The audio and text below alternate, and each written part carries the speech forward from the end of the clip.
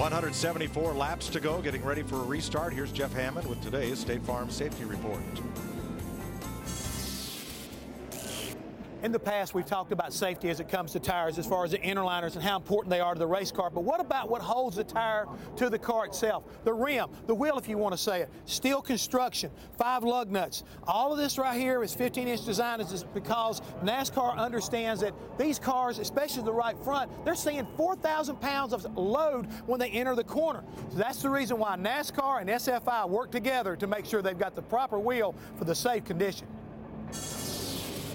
Thanks, Jeff. Getting set for the restart. That's the 2010 Ford Shelby GT500 at the front of the field. Now, that was supposed to pace the race at Las Vegas, and everybody on the Shelby website said, no, that was a 2009, not a 2010. This is a 2010. Look at the grill, Darrell. That's how you can tell. Traditionally, the Cobra Snake is on the driver's side of the grill. For 2010, that's where the engine fresh air intake is. They had to move the Snake over to the right. This is a 10. That was a 9. Mike, I love you, man. Jimmy Johnson at the front of the field after pit stops. Denny Hamlin, Kyle Busch, Marcus Ambrose, and Casey Kane are the front 5. Hey, see, Matt Kenseth on pit road. He has a broken front splitter. That's the reason he had to make that extra pit stop. All right, we're back under green in the Food City 500 at Bristol. Working around the lap car of Michael Waltrip. A lot of pit road speeding penalties in that exchange. Greg Biffle, Michael Waltrip, Reed Sorensen, and Eric Almirola. This one it gets a little bit interesting right here with these lap down cars now. All down on the inside. Everybody kind of rooting and gouging, trying to make a little room so they can make a little move forward, maybe get the lucky dog. A lot happening right here at this point in the race. I agree with Jeff Hammond, though. I think this is where they're going to start to ramp it up just a little bit. We got 170 laps to go.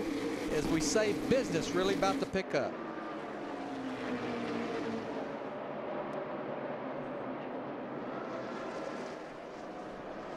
And I just can't stress enough.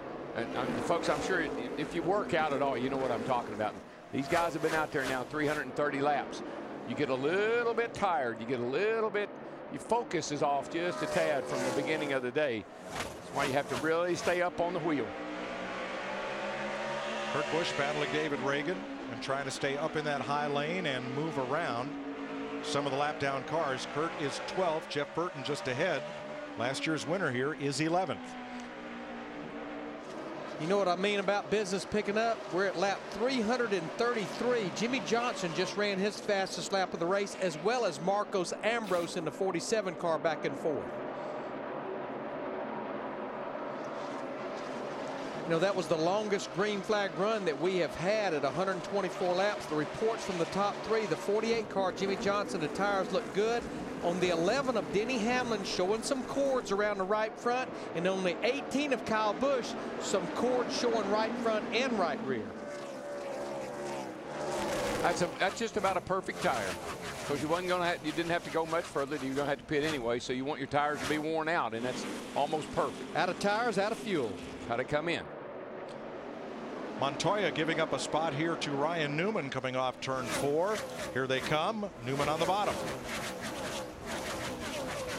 That'll be eighth place. It's hard to watch for someone who's coming here as long as I have, to watch a race where that inside line just didn't 100 times faster than the outside line.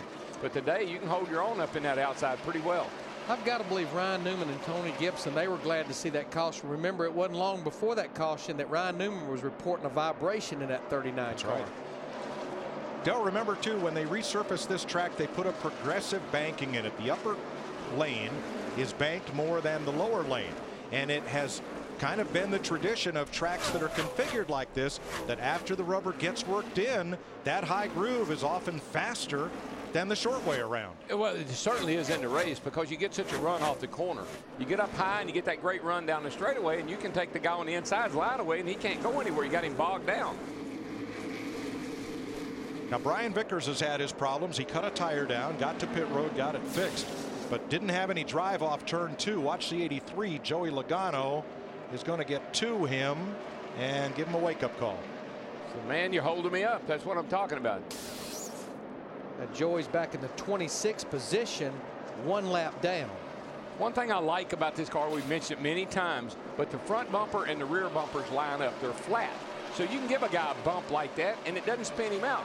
The old car was like a snow plow. You'd go up and bump somebody, jack him up, turn him around. Don't do that with this car. Battle between Montoya and the 42. Rudeman in the 00 continues for 9th position.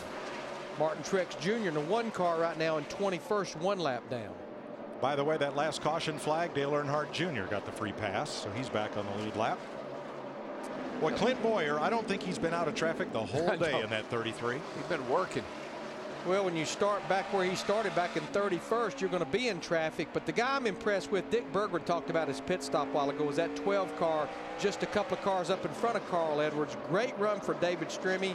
Right now sitting up in the 13th position, up in the top 15. How about just dropping back a tad further? There's the 44 car of Allmendinger. He's running 16th. Hadn't said a lot about him today, but doing a pretty darn good job as well. Been a team and a car and a driver. They've had to qualify on time these first 5 races. We go to Martinsville next week, at least for the 1 race. That car should be and will be in the top 35.